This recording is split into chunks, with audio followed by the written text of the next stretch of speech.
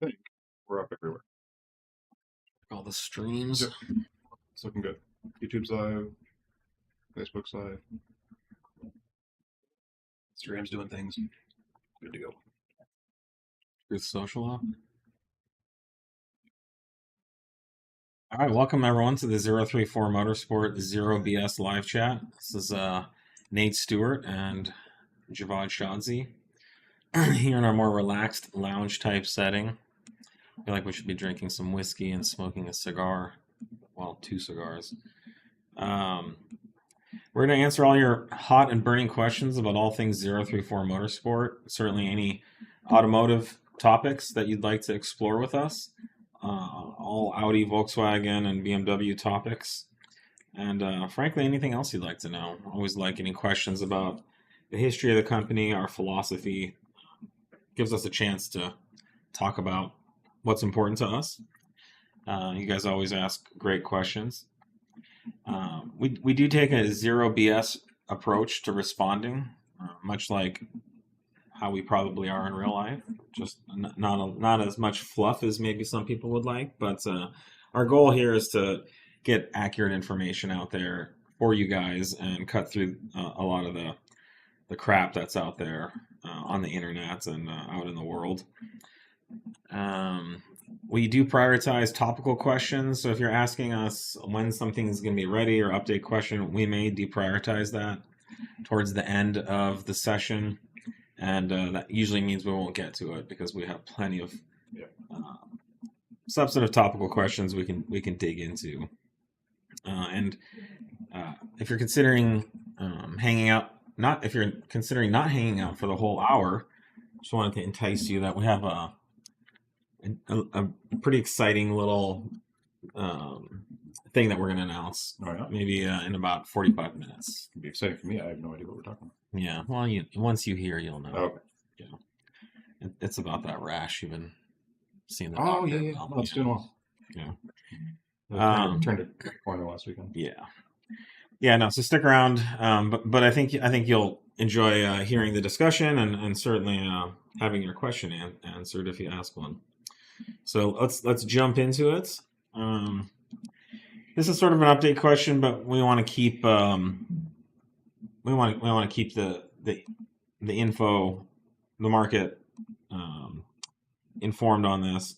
But the question is, are you considering releasing a mech unit swap option for the Mk8 locked TCU? That is something we're working on, along with a myriad of other projects we're working on. It's not the only thing we're working on.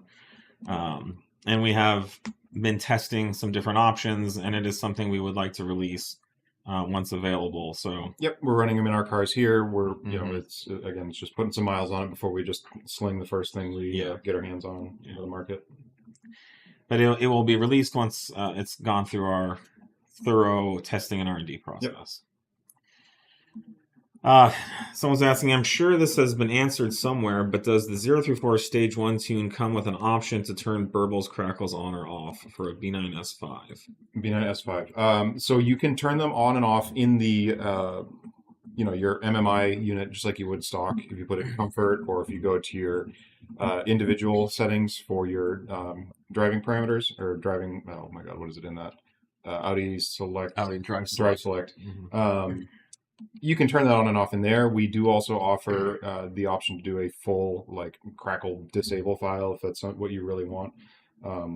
Hit us up and we can also accommodate that. But as it is right now, you can turn it off completely. Effectively it's within the stock systems, just like on a normal car or on a stock car. Hello, have you tested how your lowering springs behave with a Bilstein B8 shocks on a 2015 Q5 3.0T or any other Audi models? Cheers and keep up the good work. Thank you. We get asked this on the regular, and we have not tested it, but more and more we do get feedback from customers saying they've run our springs with the B8 Bilstein, which is the model of Bilstein shock, not the Audi B8, but the Bilstein B8, and with good results. So I'm not sure about Q5 specifically, but do remember hearing about some S4 sedans that are running this. There's no reason it won't work. I believe the B8 is kind of an OE replacement, maybe with a little stiffer valving, and I think there's no reason that shouldn't work just fine.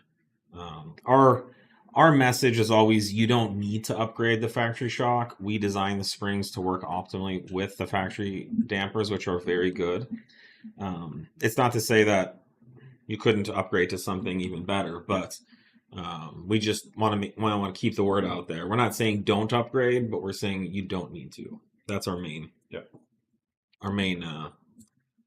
motive here. And a lot of the aftermarket stuff that isn't very well engineered and generally pretty expensive is not typically an upgrade from stock. It's just shock that can be replaced. If you have some sort of failure on a stock unit, but it's the stock units are actually very high quality, and we found very long lasting dampers. Yeah, outside of say a Bilstein or a Sachs or maybe a Coney, I would stay away from anything aftermarket. It's not gonna be even as good as what you have stock.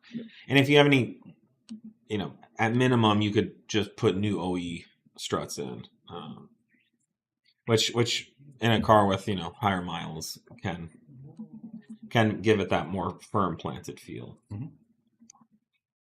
That's a great question. I've been on a road trip through the mountains, 5,000, 9,000 feet.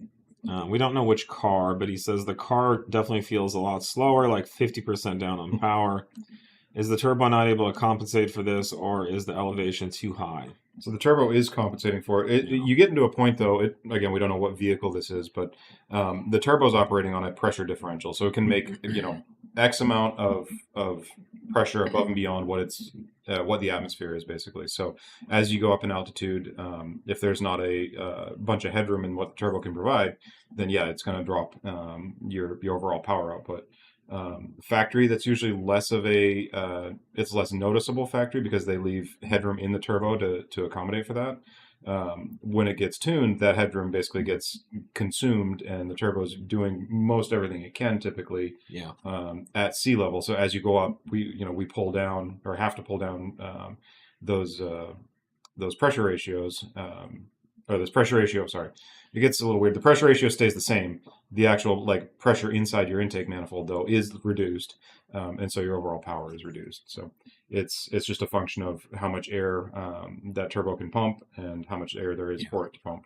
Yeah, and especially on a tuned car, even though the turbo can keep up with that pressure ratio, it's much less efficient, so it's producing more heat, which can reduce the power. Think of it this way: if you are able to say jump 24 inches, and as you and there's a hole that you're standing in that just keeps getting deeper. You can still jump 24 inches, but you're only gonna, if the hole's 6 inches deep, you're only gonna be jumping 18 inches above the ground now. And so it's the same thing with the turbo. The turbo is still producing all that airflow, but it's now standing in a hole, essentially. The other thing is the turbo can do quite a bit of compensating, but your normally aspirated function is going to go down. And so until you get into the boost and that period where you're kind of off boost and rolling into it, you're going to be down substantially. And I could see you at 9,000 feet being down 50% power. Or it'll feel like it, I would be surprised at 9,000 feet if you were down anywhere near 50%. I guess it would probably be more like 20% or something like that. But given the fact that the turbo is working so much harder, it's less efficient in producing more heat, it's just not going to feel as fast. Your intercooler system is going to be more taxed. A turbo is going to make up for a lot of it, but you will start feeling it. Yeah, second to that, one thing that a lot of people don't realize is when you're at altitude is everything is less efficient. All of your heat transferring devices are less efficient as well. There's less air going across your intercooler, your radiator. So he's counterintuitive as it feels like, oh, my car's making less power. Your car can make less power and overheat easier at the same time at higher altitudes. That's a big challenge at like the mile high races in Denver and whatnot.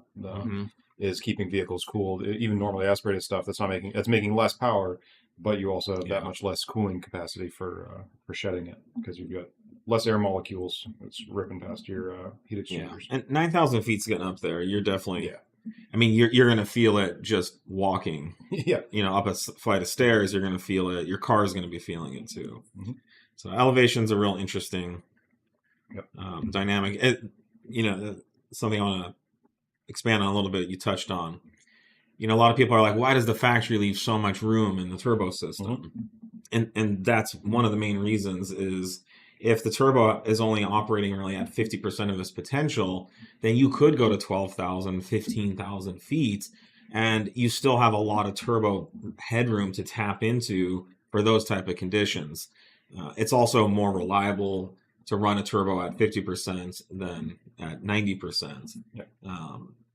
Not a lot more reliable. Like it's not like our tunes, or our competitors' tunes, which push the turbo kind of towards the top of its range, are unreliable. But when you're talking about failures out of 1 million cars, it's going to be higher than if you're running, 50%. So as tuners and calibrators, thankfully, most of the people who want to tune cars live at or around sea level. We're able to tap into that extra potential and give you that extra power. But when you go to elevation, rarely, we don't hear about this often, but the rare occasion someone does, that you're going to lose that additional headroom because you're already realizing it at sea level or at lower elevation. Yep. All right, so for a B8.5 S4, which tune do I run for single pulley and dual pulley respectively? Really depends on what pulleys you put on the car. Any dual pulley setup, you're going to be into a Stage 2 Plus configuration for the software. Single pulley, it's going to depend on the size of the pulley. So we've got stuff that's like a 179 millimeter pulley that'll be, or a lower pulley that'll be just a Stage 2, or just the single upper pulley will just be Stage 2. But you really have got to look at your pulley ratios and see just how high you're going in that to determine what Stage 2 or 2 Plus tune you need to look at. Generally speaking, if you want to do single pulley, anything over like the 190 millimeter pulley is going to be Stage 2 Plus for sure. Yeah. Thank you, Nate. Do we have a hybrid turbo in the works for the Mk8 R? We are testing units. Yes, we have turbos on the S3 or a turbo on the S3 here currently. Yeah, and it's something we should probably finish up. No, we are. We had a couple of other hardware tests we wanted to get done with it. But yeah, it's the tune's been really solid on it. That's coming. The S3 rips, especially on the 85. Yep, it's really fun. Someone's asking about any new ground on the 9.5 generation TCU tunes and whatnot. And for the A4 and A5, so it's 2-liter stuff, and the later DL382. No, there's no added progress on the TCU side of that. ECU is more potential right now, but or there's more progress on the ECU, but the TCU on those is still hasn't been solved. Yeah. By anyone, much by less anyone, us. yeah. Thankfully, you can get around generally all of the issues. Yeah. Or any of the constraints in the ECU side on those. You can still have 95% of the fun. Yep. Any plans for more classic 5-cylinder stuff? I don't believe we do. It's a pretty tough market at this point. I guess I'd be interested to know what would you even want, or what would the market like? We are kind of slowly working on this 034 Motorsport Heritage line of products, which just kind of highlights, I guess we're kind of 034 Tradition, and it highlights our vintage Audi products, like the many 5-cylinder products we still offer. But there's a lot of products that over the years we discontinued, and we're starting to bring some of those back to life. It was funny. There was one product where I was talking to engineering about bringing it back, and apparently it's still on this website. But it sells so rarely that I don't see it. Yeah, I guess that would be I would flip it around and say, what do you guys want? What do you classic 5-cylinder peeps need? What would you like? We would bring any product to market if it would, any Audi 5-cylinder product to market if it would sell. But we're just not in the business of making things to sit on the shelf and collect dust. So that's a pretty old market. Not a lot of cars left. Not a lot of people spending money or putting money into those. And typically, the kind of bigger projects rely on a lot of customization, custom parts and fabrication and stuff like that. So, but yeah, we're always interested to hear. A couple follow-ups. If your car's dyno tuned at a high altitude, would that affect power at lower elevations?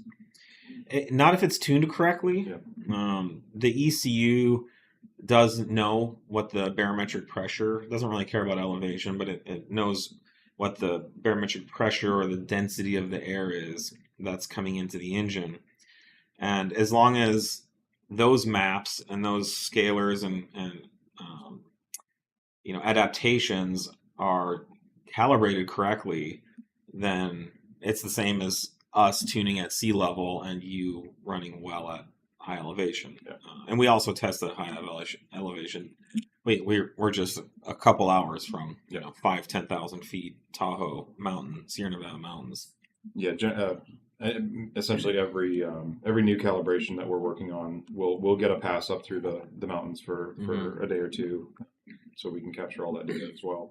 We're fortunate where we're at sea level, so we can calibrate all of it. So we have, obviously you can't hit the same load points necessarily on spool up or on, as the turbo's coming online, that you can hit at altitude. So there's potential that if you're just calibrating at altitude, you are missing some of those cells, because we can obviously do everything at altitude and below that pretty easily here. So there is stuff that can get missed if it's just being done in the thinner air and then bringing it down here and trying to assume everything is dialed in if you're pushing the edge of something.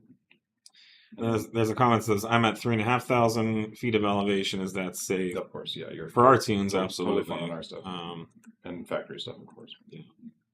That's when you're going to start feeling, the elevation around there. But yeah, no problems. We test all our stuff to higher than that. I was hoping someone would ask about initial thoughts on the B10 S5. I'm kind of the only one who's driven it, really. Yep. We picked it up. I picked it up last week, and I've just spent the week driving it. I gotta say, it's a great car. There's been so much negativity about the new models and just with Audi in general and Audi's direction that I was expecting to be disappointed on a lot of levels. I will say I've been more disappointed, say, with things about the Mk8 GTI and the B8.5 S4. But the B10, it feels like they've gone back and addressed a lot of the issues with kind of their early digitalization of the driver interfaces, and maybe we're all getting a little more used to it. I think that's a lot of it. Is anytime there's these generational changes, it takes a little bit of time to kind of. But since I'm talking about the MMI interface or whatever they're calling it now, I think it's very good. I created a login at the dealership, and I have my own configuration. When I get in the car, I put in my PIN, and it feels like they've put access to buttons and things so that it requires less clicks to get places. So, for example, now when you're in Apple Car or when you're if you log in and you're hooked up to Apple CarPlay, and let's say you go to the radio, there's still an Apple CarPlay button while you're in the radio, and so you can just click that and go right back to Apple CarPlay. It used to be you'd have to go back to home, and it was like 2 or 3 clicks. Now it's 1 click to get back. There's just everything seems adjustable. You can go and adjust every part of the alerts and the system and how things are displayed. So I like that. My only complaint really about the car at all is on the dash, which is nice, but there's no real tack view. And so you can go through a couple different views, and the most tack you can get is kind of there's a center display that like displays the mile an hour and a couple other things. And then there's these two little like digital tack line things on the sides. So there's really no way you can see the tack. If you were on track or something like that, you'd never be able to look down at those two little lines and try to see where they were at. I read something that Audi's coming out with an update for that, and they will offer a more kind of, Is it specifically for that, or just there's an update coming for the dash itself? for the dash to give a more sporty driver centric view, in addition to the other views. Right now, it just kind of feels like it's like the dash you'd have in an electric car, where you don't care about it's telling you everything else, but what I want, and like the S3 does this well. You can get a view where there's just a nice big tack in the middle, and it's like a sporty. It's an S5. It's an S car, right? So it's not an A4 or whatever. It's catering to people who like to drive and want to know where their engine RPMs are. So that's really my only complaint about the car. As far as like the ride, the handling, it's awesome. The car like rides and handles really well right out of the box. It corners very flat. I'm excited to start tuning and recalibrating the suspension, but it feels like this particular generation will be a taller order for us because the car is already very good. The car really handles good right out of the box. As far as power, I think it rips. I feel like it's closer to like B9 Stage 1 power. It's a quick car already. I think it's probably underrated. The factory ratings seem low. Oh boy. But who knows? We'll see what it says on the dyno. Yeah, we'll dyno and see. But yeah, great car. I'm excited to, we're putting the car in the air today, and we're going to start scanning things. But really excited for this new generation, and I think, the DSG is really nice. The way it shifts. Getting into the ECU and doing calibrations, it's the same problem as the B9.5, where things are very locked down currently. So I'm not sure if and when we'll have the pleasure of really opening up the ECU and getting in there. It could be a few years like it was with B9, but obviously a big priority for us right now. Yep. All right, someone says, I've asked before, what's being drank in the 034 mug? Is it finally whiskey, or are you guys still going to say it's coffee? I'm going to say mine's water.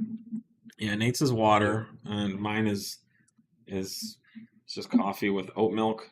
Yep. I usually tank up on all my coffee earlier in the day, so I'm all coffeeed up by the time. Yeah. There's probably a lot of people that would either love or hate if I was drinking whiskey, because I would be even probably more honest about what I think. I'm already a little too honest, apparently. Hurt too many feelings, so we're gonna stick to coffee for now. But I usually save the drinking for the evenings, anyways.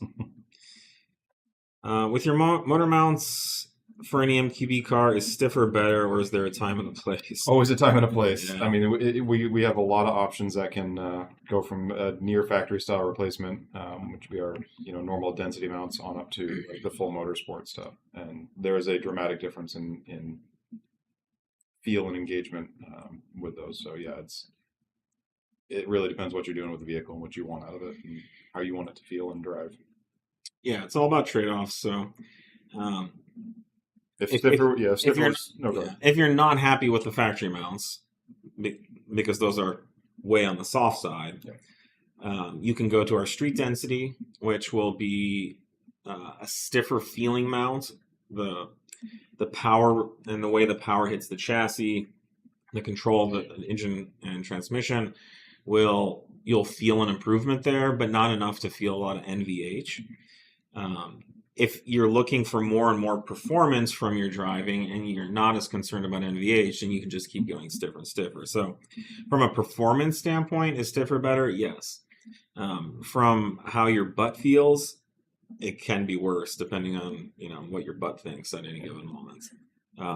So if comfort, you're basically trying to balance comfort and performance, and the higher up you go in our mounts, you're compromising comfort for performance.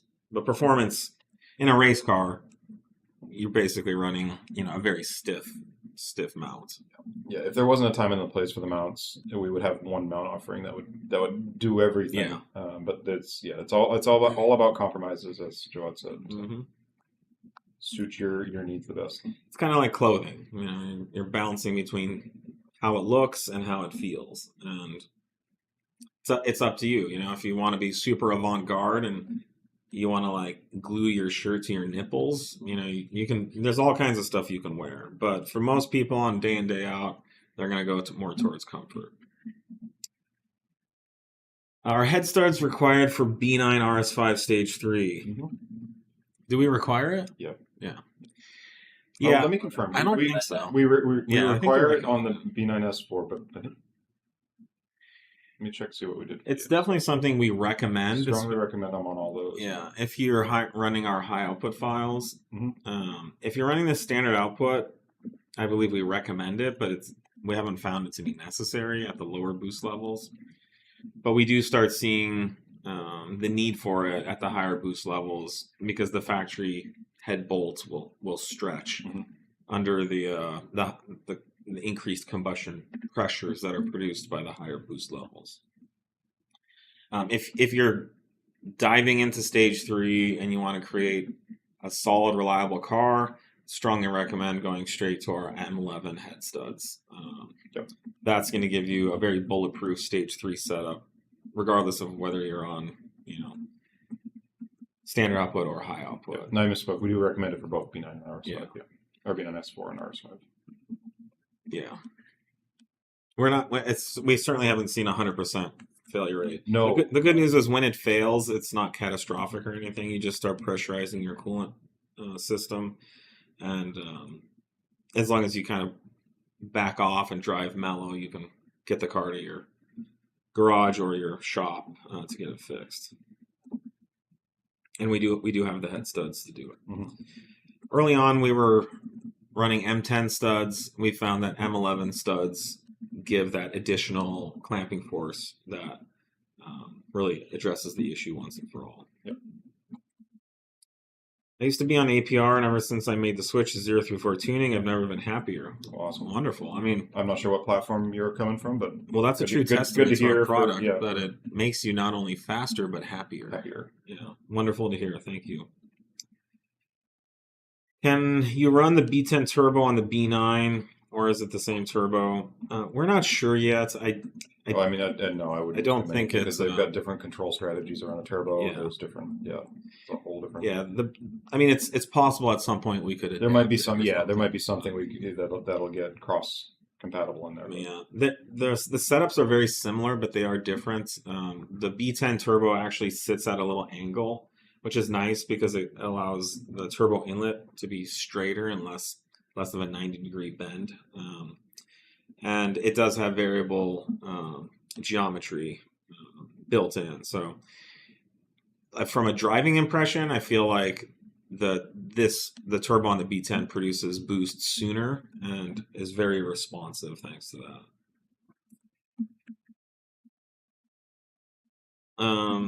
Should I be concerned? I'll read that one. I think it's okay. a mess. Somebody combined a couple of questions, I think.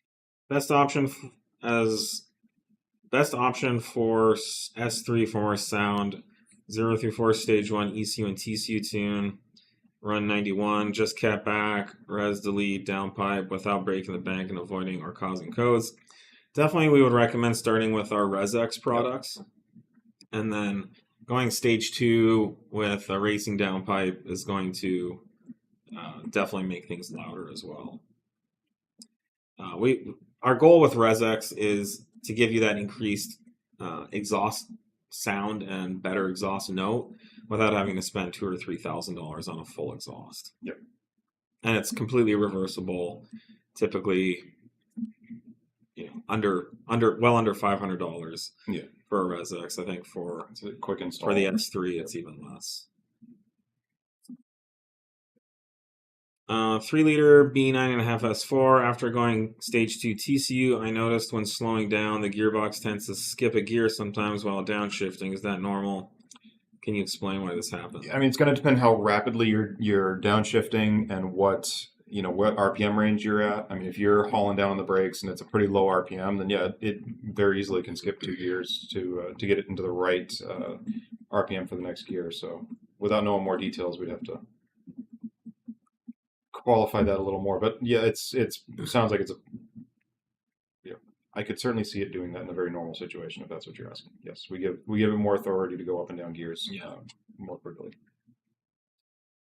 When tuning the B9, will I need to upgrade or do a delete on test pipes if I install high performance downpipe to avoid back pressure? I don't know. To avoid back pressure up camera software. That's what I'm saying. This question's a mess. We need to make sure these are. It'd be good if we could pre-read those to make sure they're even logical. I'm not sure what that question means. No idea. And I don't know how you would delete test pipes. The test pipes delete the factory cats. So if you can't delete a test pipe unless you go back to the factory cat. I'm not sure what that means. I have no idea what that question is. Yeah, let's see if we can get some clarity on that one. Wife has a 2019 Q7 V6. The factory motor mounts have leaked out. Looking at the new mounts you all offer, will my wife notice the vibration from your street mounts versus a factory set of mounts? So I have a 2018 Q7, basically same car. I'd say she might notice it. It's somewhat noticeable at idle. That's about it. Well, but yeah, I'm wondering too, like how bad the factory mounts might be now, where they failed and are leaking, and that can in and of itself cause a bunch of like unpleasant drivetrain sloppiness and clunking. So yeah, and I doubt she's happy with that. Yeah, but she probably remembers the time when the mounts weren't blown, and tight. And I think most people's baseline understanding is, I get in the car, I don't feel any vibrations, none whatsoever, and that's what the factory mounts are designed to do. You will notice some with the street density mounts, but it's very minimal. But like I said, it's literally just at idle. Maybe if you're at a stoplight, with your foot on the brake. I don't think it's something that she would object to. Hansa's ridden in my Q7 many times, and we talked about the vibration, and it's barely noticeable. So I would say the benefit is having a reliable long-term mount that you won't have to replace, and two, just once you're moving and driving, the car does drive much nicer. Throttle inputs, shifts, and things just feel much more secure and connected to the vehicle. So my vote would be do it. I think it's, I wouldn't say they're wife approved, but I'd say they're wife tolerable, which is pretty much all you can ask for. Someone says, "Sweet set, crispy footage." Thank you. Glad you like it. This is a new camera, right? Yes. Yeah. So yeah, you can thank the camera and our Cracker Jack marketing team for coming up with this relaxed set. Yes, we had zero input on this we had input on it, but it was only glowing review because it's looking good on. Yeah. My watch is grumpy with me because I'm not standing as much, but other than that. All right, we still got a lot of questions. Wow. Yes. All right. Hey fellas, digging the new setup. Thank you. Not asking when the CREC Stg2 will be ready, but could you let us know along the lines of what to expect in terms of power and necessary upgrades between 2 and 2+. Yeah, so there will be some necessary upgrades. We're ironing out exactly what platform is going to need what parts, because obviously the CREC motor is in the late S4 S5s in Europe. It's in the A6, A7 stuff out here, and the Q7s. And all of them have different fuel delivery systems, so on the low pressure side. So we're making sure we've got all of our T's dotted and I's crossed there for the mapping across all of those, because it is the fuel demands are up there, and our fueling strategy we want to make sure is on point with all those. So there will likely be requirements for the high pressure pump for sure, and then low pressure upgrades are going to be likely needed in some situations as well. But that's going to be the gist of it for the most part, is the high and low side pumps, fuel pumps. Nice job walking that line. Right, yeah, for the update, not update, but yeah, and then if you want to get prepared for hardware, yeah, I can see that coming in. But yeah, high pressure pump for sure. Low pressure is probably going to depend on application. Local fuel station tested ethanol content at 53. Is it safe to run stage 1 pumped ethanol tune for a B9 S5? We want to see it at least at E60. Yeah, that's on the low side, especially when you're switching. That's really low. I've never come across one that's been that low. Yeah. I mean, you can run the file, but just stay off the power until you can get your content up. All in there, yeah. Yeah, I've never seen anything like that at our California stations. I wonder what state that's in. If you could follow up, or what station, because that's a stretch, to sell E85, but for it to be E50. Yeah, I mean, I've seen it marked in the pumps that it could be as low as E50, but I've never actually seen it really come out that low. For an 8VS3, why should I choose your camber mounts versus Neuspeed's adjustable ones?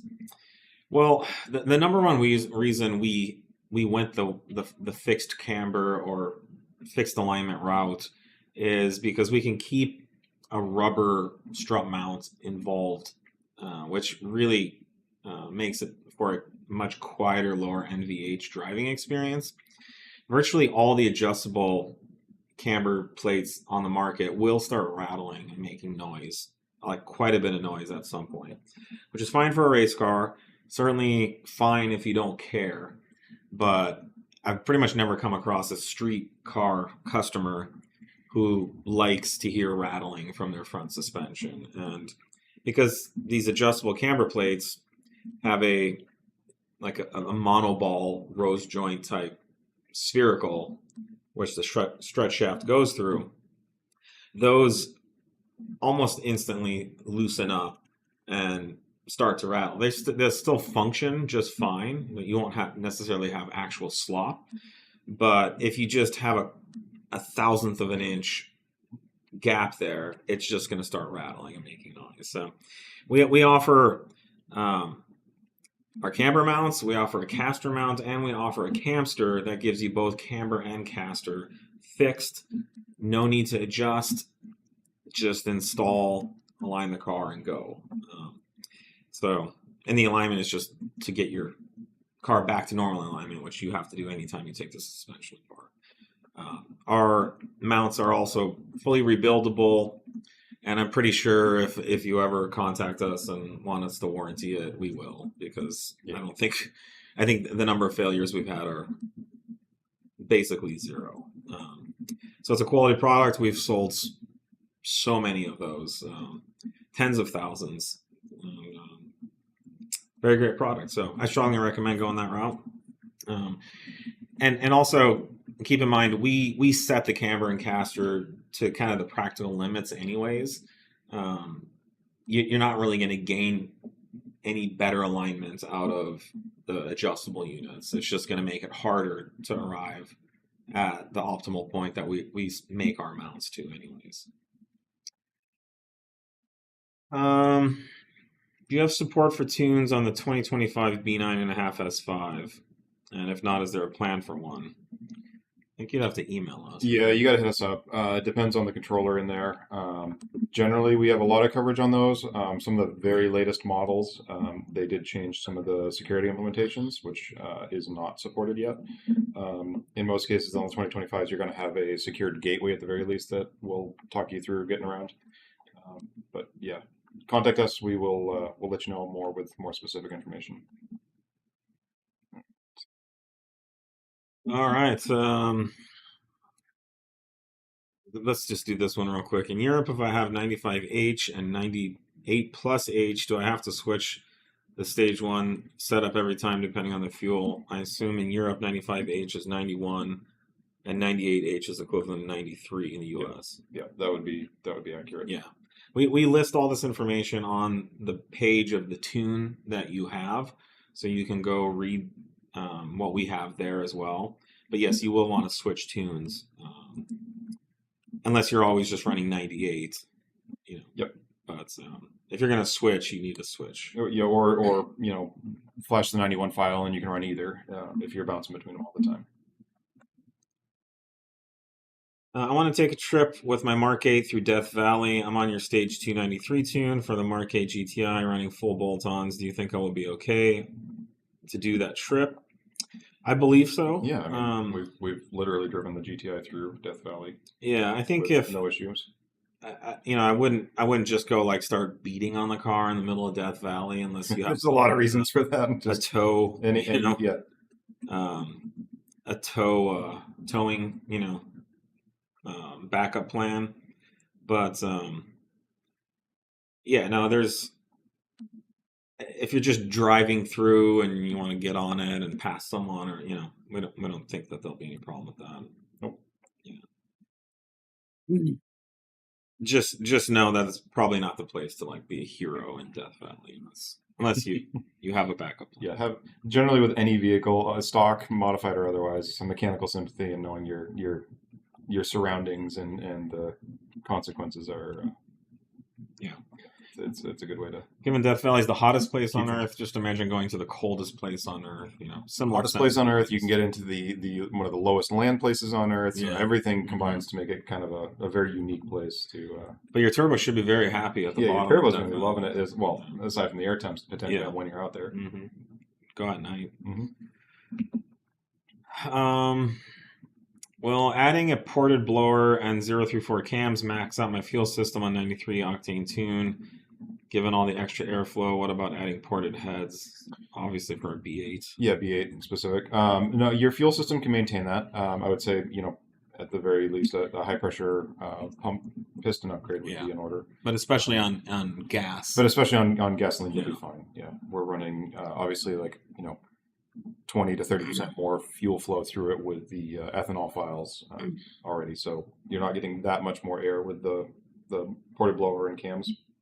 So you'll be fine. Someone's following up and says, "What did you not like about the Mk8?" When I said that, I was referring to the MMI kind of digital interface. Yeah, I don't know if that was a follow up or maybe it was, but yeah, they were asking what did you like least, or what was one thing you didn't like about the Mk8? Yeah, and one of the big issues with the Mk8 is constantly hitting things with the steering wheel buttons, and I don't know what it is, but the B10 has the same buttons, and I've never had that happen. Okay. Yeah, the Mk8 just also, when they released that, had a myriad of bugs and faults. The B10's pretty new. It may crop up some of its own as well. But the Mk8 had a lot of drive system issues. The B10 seems much, much better about that. Yeah. Yeah, the Mk8's a great car. Yeah, it's a little buggy. The Mk8 steering wheel button thing is just very problematic, and they seem to have fixed it on the B10. I think the B10, I'm not sure, but they're not like haptics buttons or switches. There's a whole it's like a rocker switch, right? And so I've seen that with the whole panel. You push this here, it clicks that way, and so there could be a digital function or a touch magnetic function to it as well, but they use a lot of these big kind of rocker switches, and so the switch knows which angle it's at, and I'm sure electronically knows what the function being selected. That's probably just for the human effect to know you detent, because they're all, as far as I know, capacitive switches. So. Oh, they are too, yeah. Because the one on the right, you can push the plus for volume, or you can slide your thumb up. So it does both. Yep. But yeah, whatever it is, I've had no false touches. False touch on the steering wheel, at least. Sounds kind of nice. Had that happen once in a crowd. Is flex fuel in the works for the 8V RS3? Are you still working on the platform? Overall, yes. RS3. Well, I'm not sure. That one's. I mean, we're doing some stuff with that platform still. I don't know if we're bringing flex fuel to that anytime soon. Don't make any promises on it. We are working on flex fuel for newer applications, but no promises on DAZA kind of stuff.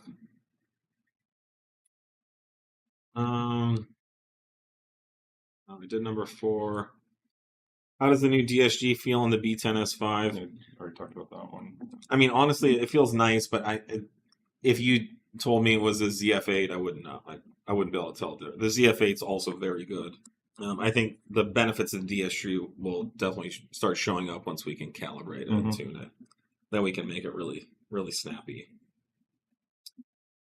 This is interesting. Can we see the whole 034 team on the live so we can thank all for their efforts and hard work? Really appreciate the sentiment. Yep. We literally have over 60 employees, and I don't even think 20 of them would fit in this room that we're in. So just try and get them all in one shot. Yeah, we'd have to get a bunch of, just faces on the screen. But we are due for kind of a company picture. We did one, probably 10 years ago? Yeah. So maybe we should do that again.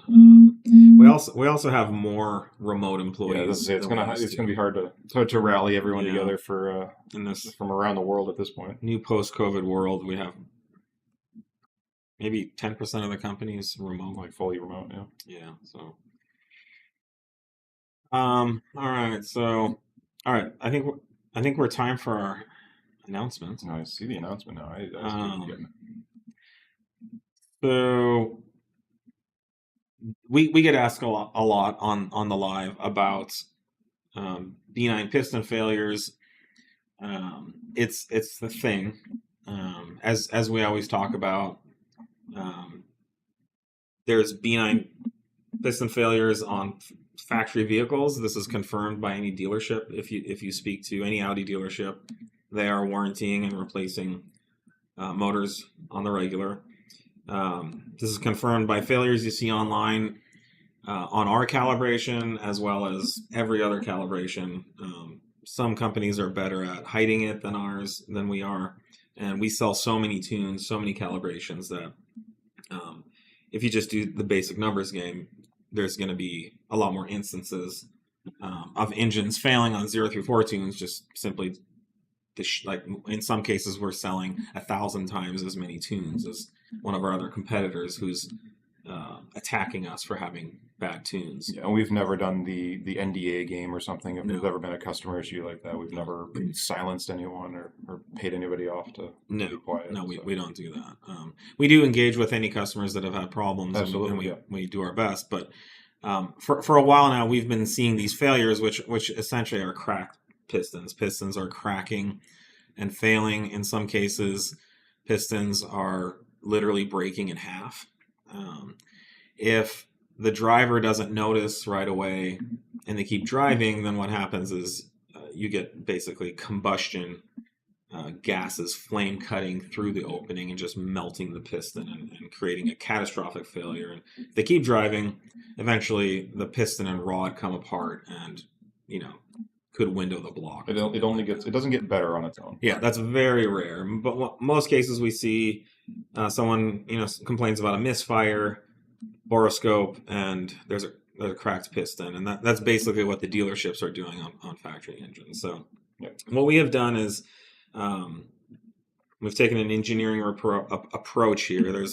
There's kind of some hysterical people online who blame our tuning and our calibrations. We just know emphatically that's not true, but we understand why they want to attack us. But we have sent some pistons out to independent laboratories and received some really good high quality engineering feedback, which we have now published on our website in our blog. So what's the best way to get to them? They're posting links in all of the various. All right. So if you're online right now, we're posting it. I'm sure we'll post it to our social feeds. It's in our blog on our website if you want to navigate there. But if you go to our website and you click blog, it's under resources, I think, and then blog. At the top? Yeah. I'm sorry, news and then blog. News and then blog, yeah. So it'll be our article at the top. Yep. We're not going to go into what the white paper says. We'd like you to read it. This is our effort to be fully transparent about what's going on and these failures. And also, instead of pointing the finger or attacking or whatever, to actually dig into the data, dig into the analysis, dig into the failures and get to the root cause of why these are failing. So I think we feel really good about what we've learned. I think there will be people who will use this against us. Obviously, anything we do can be used against us to try to hurt us or whatever. But we'd rather do this than to kind of stay quiet and fly under the radar. And we do strongly believe and assert that these conclusions are factual and real, and we will continue to build on our understanding and our research as time goes on. So yeah, take a look at that. Certainly would love to hear thoughts on what we found. And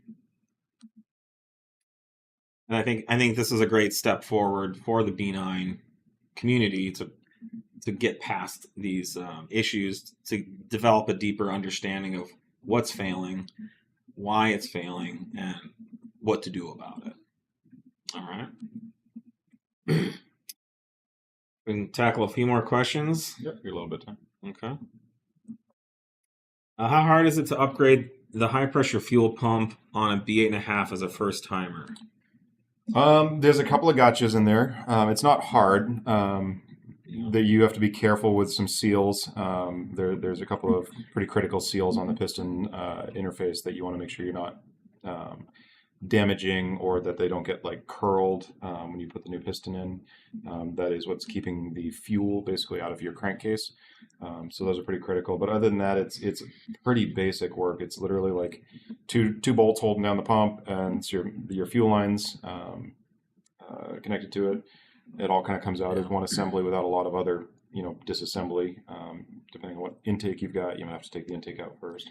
Yeah, I'd say it's pretty simple. Go look at the install instructions that we post. We rated a 2 out of 5 on the spiciness scale, which isn't that bad. I think if you have the right tools, like Nate said, you follow our instructions, you'll be fine. Yeah, you're working with some pretty tight tolerance stuff. You want to work in a pretty clean situation. You want to be doing this like in a dirt driveway on the ground, and like you want to have a nice workbench, a clean workbench, a clean way to hold things properly and securely without.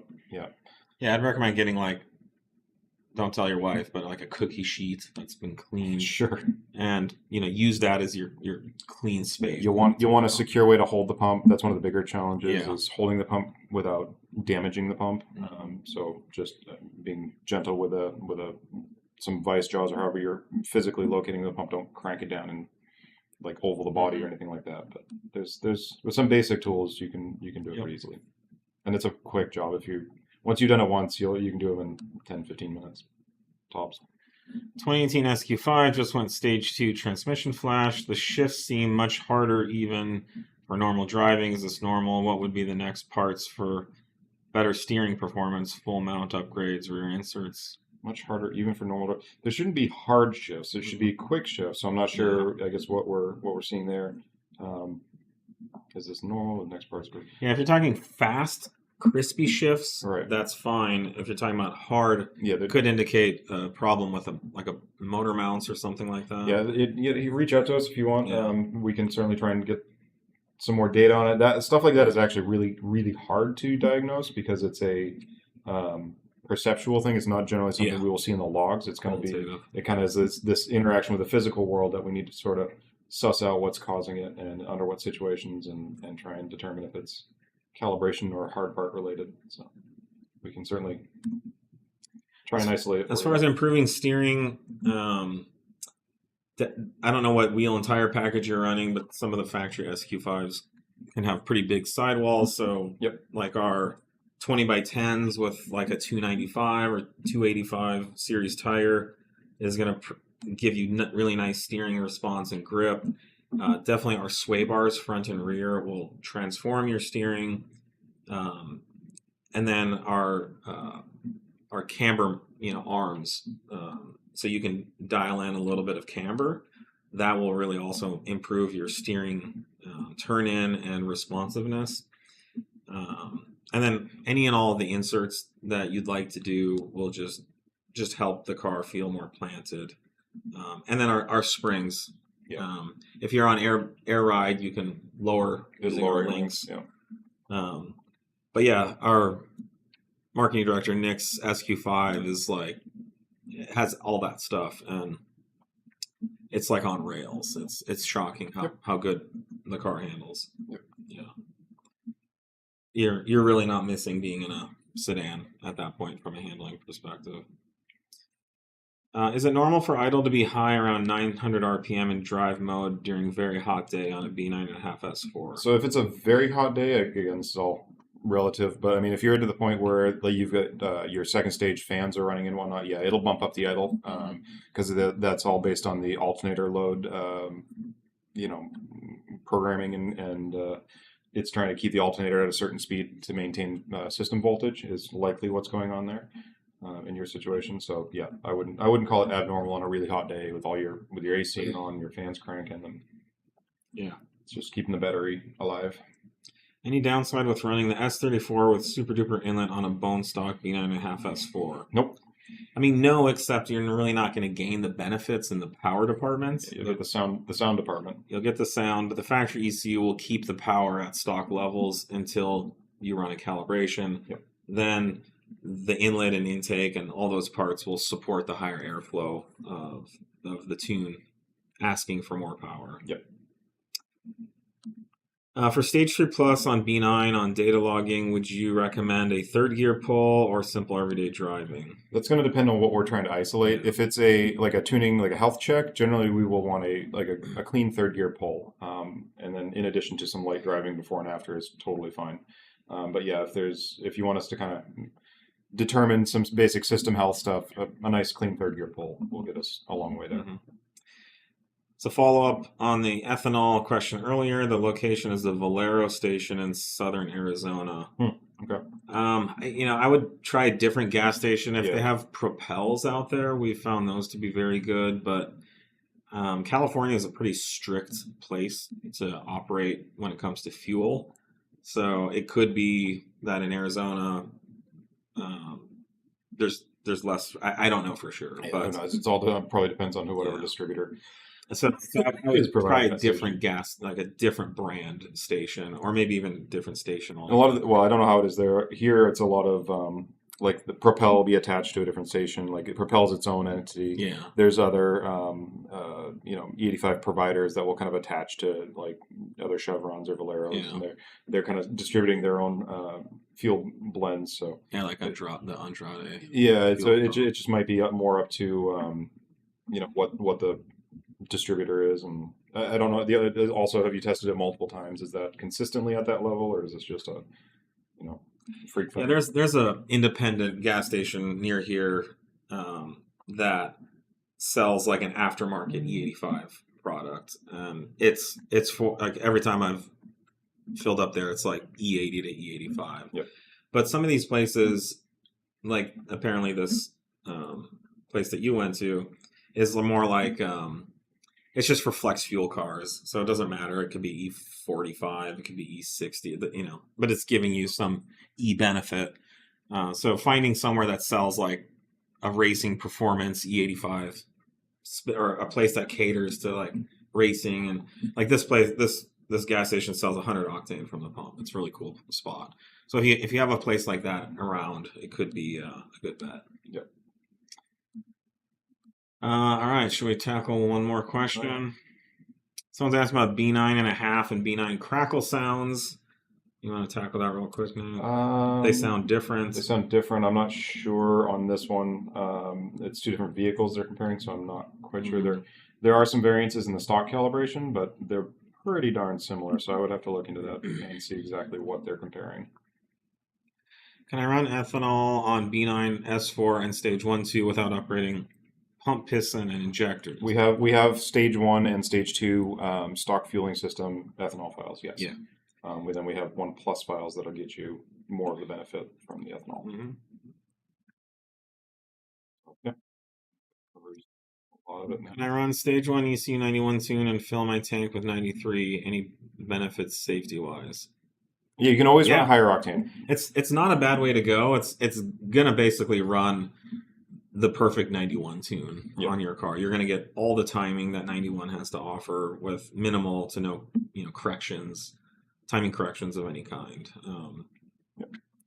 It's something like I've done it at the track. I'll run R93 file with 100 octane in the tank, and the car just runs really fast and cool with that. So, all right, I think that's almost all the questions. Basically, just missed one. Pretty good swath of them. So thanks again for joining us. We appreciate it, and I think we'll see you guys next week. All right. Leave them hanging. Cheers. All right. See ya.